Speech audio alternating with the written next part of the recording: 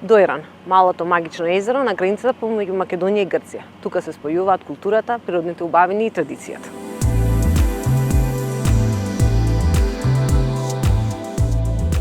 Порано се ловело така што старите рибари правеле насеки и правеле мандри. Со помош на птиците, корморани, кормораните ги носеле рибите од длабочината. Рибата, самата риба, барала спас за да се спаси од кормораните, од птиците, да не биде изедена, пошто тие корморани јадат многу риба, од 3 до 5 килограми јадат на ден.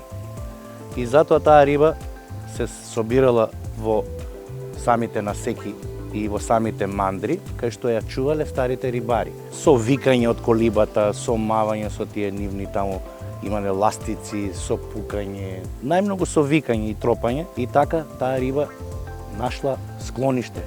Значи заштита да остане тука кај колибите и во мандрите да влезе.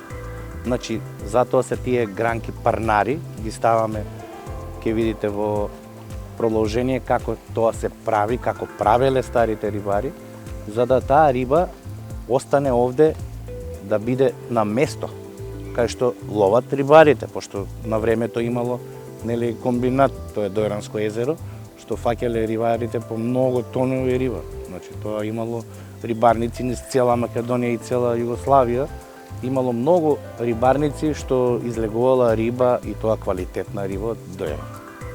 Исто така сега Дојран ја има истата риба, тие се истите видови останати, значи ја имаме крапот, сомот, кострежот, црвна перката, лињакот ни се врати. Имаме и белавица од малите тие што ги правиме како фриговани риби.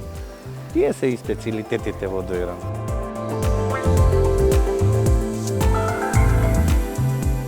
Специјалитетите се останати, да, значи ги имаме доста специјалитети на риба што многу народ ни доаѓа во Дојран само заради тоа.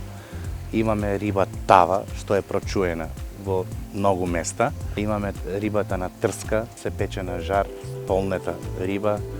Па имаме и пржени, и печени, и фриговани, тоа без коска што се прави како конзерва. Имаме многу специјалитети, имаме лангидите од икра, од крап, млечот, имаме риблја чорба од крап и од сом правиме. И сега ние сакаме тоа да остане во трајност, да го пренесеме и на помладите генерации. Ипак и јас сум од младите генерации, ама има уште помлади што тек треба да учат.